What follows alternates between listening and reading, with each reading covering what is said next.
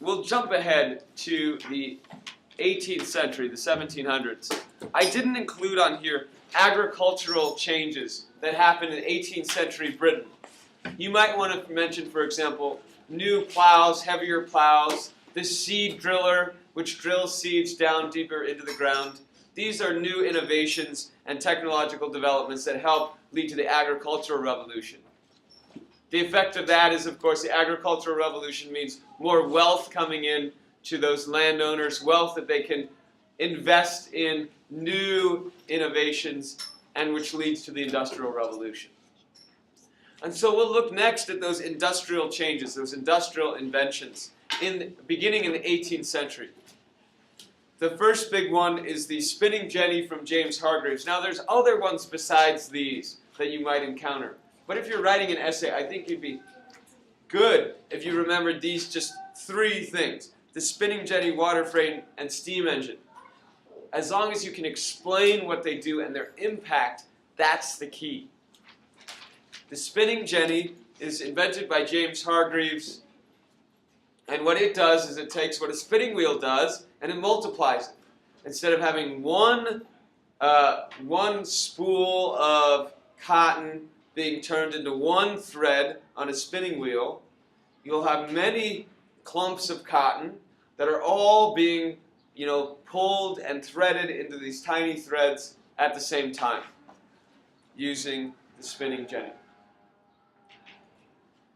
So this will increase the production of cotton thread, which will increase the availability then of cotton textiles. And so cotton will become in high demand and will become more affordable because there's more cotton thread for weavers to then weave into cotton textiles. The water frame is invented by Richard Arkwright. This will use water to power the water frame machines in factories. And these factories will produce cotton textiles. These factory machines, the water frame, will produce cotton textiles. So it's worth noting that the water frame allows for the creation of the first large factories, where instead of an individual having a spinning jenny in his or her cottage and producing these things in the cottage, you'll have a large factory with water frames which are all powered by an outside water source. And so therefore employees will come to that center, come to that factory to work. And the invention that really sets off the Industrial Revolution more than anything is the steam engine. Now the steam engine is first invented by Thomas Newcomen in Britain. What the steam engine does is it uses coal to create steam. The steam produces energy that can then be used. But the Newcomen steam engine is inefficient and large, bulky item. And so it's used only at coal mines. The energy from the steam engine at coal mines is used to pump water out of the coal mines so they can dig more coal. But outside of that, it's inefficient, too inefficient to have this in places where there's not large amounts of coal ready to be burned inside of it. So if you're going to remember one name, it's that of James Watt. James Watt perfects the steam engine. He creates a more efficient model. And this will be the steam engine that will not just be at coal factories pumping out water, but the steam engine that will be located in cities, in factories to produce energy. This is the same type of steam engine that will later be put on rails, on wheels, on rails, in locomotives, and will create the first trains. The same steam engine that will be put on boats to create steamboats.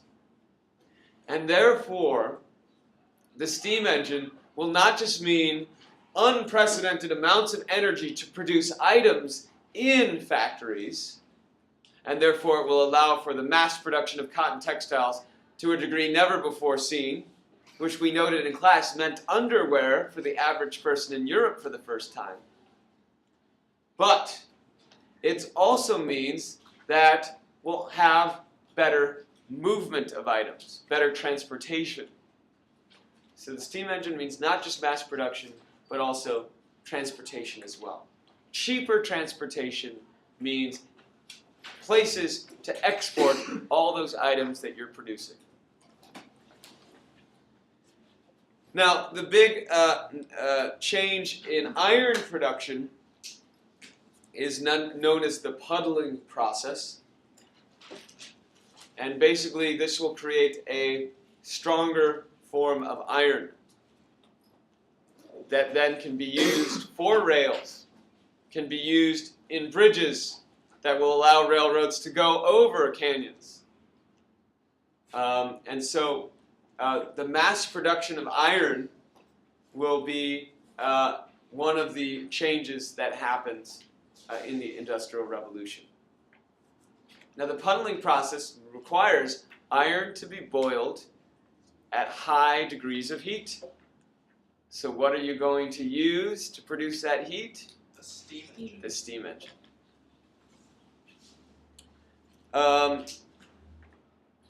And so as a result of these mass production of iron, steam engine, we will have the mass production of goods in the Industrial Revolution.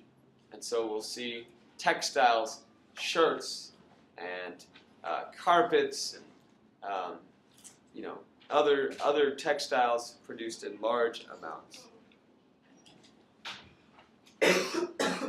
Now, 19th century science, one of the big innovations or inventions there is Pasteur and his germ theory of disease.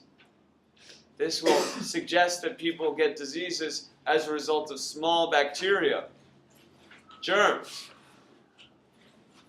And so that one should be clean, wash hands, and use soap in order to prevent the spread of germs. So, a scientific breakthrough that will have profound health implications for Europe. Isn't there a bill passed regarding... There's all sorts of bills that are passed during the Industrial Revolution for public health that limit where sewage can be deposited and try to clean up the cramped tenements that are built in different cities, that try to find disposal of trash, that try to build sewage systems and things like that, certainly. Is this around the time of like when Paris starts to like widen? Yeah, the second half of the 20th century, in the 1860s, 50s and 60s, Paris will undergo, so I guess that's the middle of the century, Paris will experience the renovations.